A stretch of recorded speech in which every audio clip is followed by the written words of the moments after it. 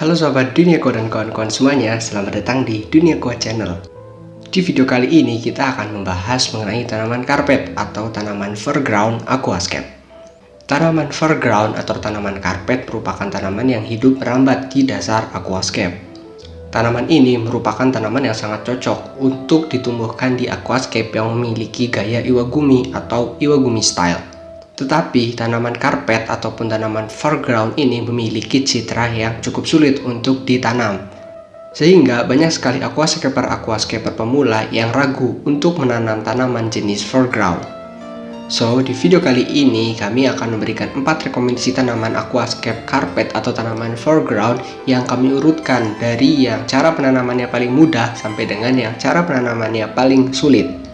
Sebelum kita membahas tentang 4 rekomendasi tanaman tersebut, yuk tekan dulu tombol like dan juga tombol subscribe agar channel ini dapat terus berkembang ya.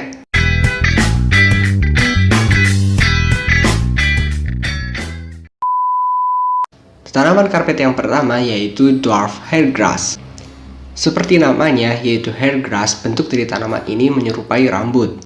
Tanaman aquascape hairgrass ini dikategorikan tidak terlalu sulit jika dibandingkan dengan tanaman-tanaman aquascape yang lainnya. Pencahayaan yang dibutuhkan oleh tanaman ini juga tidak terlalu tinggi, cukup dalam intensitas yang medium saja. Kemudian, untuk intensitas CO2 yang dilarutkan di dalam air untuk dapat menghidupi tanaman ini juga tergolong tidak terlalu tinggi. Intensitas CO2 yang dibutuhkan cukup dalam kadar sedang.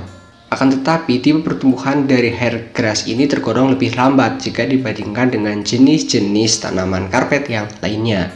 Untuk range pH sendiri untuk dapat tumbuh optimal dari tanaman hairgrass tergolong cukup lebar range-nya, yaitu berkisar antara 6 sampai dengan 8. Tanaman karpet yang kedua yaitu Monte Carlo. Banyak aquascaper menyebutkan bahwa tanaman Monte Carlo ini lebih sulit jika dibandingkan dengan hairgrass, tetapi cenderung lebih mudah jika dibandingkan dengan tanaman-tanaman karpet yang lainnya.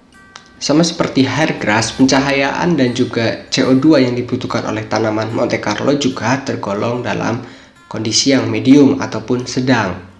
Akan tetapi, pertumbuhan dari Monte Carlo ini dapat dikategorikan lebih cepat jika dibandingkan dengan hairgrass. Range pH yang dibutuhkan oleh Monte Carlo juga lebih asam jika dibandingkan dengan hairgrass karena Monte Carlo akan tumbuh optimal pada pH 6 sampai dengan 7,5 saja.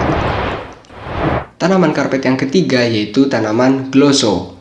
Penanaman tanaman glosso lebih sulit jika dibandingkan dengan Monte Carlo ataupun hairgrass karena glosso membutuhkan intensitas cahaya yang relatif tinggi. Meskipun CO2 yang dibutuhkan juga tidak lebih tinggi daripada Monte Carlo dan hairgrass, cukup dalam taraf sedang saja.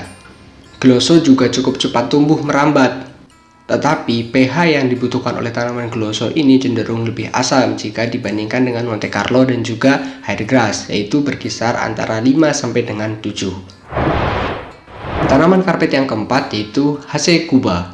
Mungkin banyak sekali aquascaper yang menginginkan dapat menumbuhkan tanaman Hasecuba. Tetapi untuk menumbuhkan tanaman Hasecuba kita membutuhkan perawatan juga parameter-parameter air yang sangat-sangat khusus. Karena salah sedikit saja tanaman Hasecuba ini akan sangat sulit tumbuh dan juga tentunya tidak dapat merambat. Tanaman Hasecuba membutuhkan intensitas cahaya dan juga injeksi CO2 yang relatif tinggi.